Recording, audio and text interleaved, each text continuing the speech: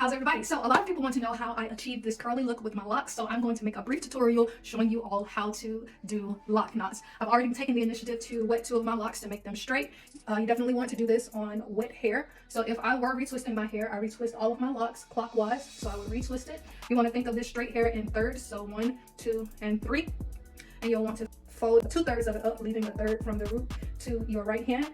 And you'll take the base of the lock and you'll twirl it clockwise with your right hand all the way up, and then you'll take this top part and you're going to wrap it counterclockwise going down the shaft of the lock, just like this. Right? And then once you get to the end, you'll take a rubber band and rubber band it.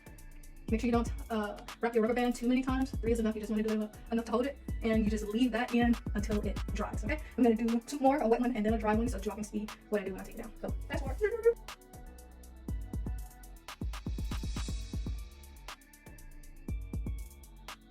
Alright, so the takedown would be simple. You'll just find the loose piece that you wrapped around, which will be here, and you just simply pull it.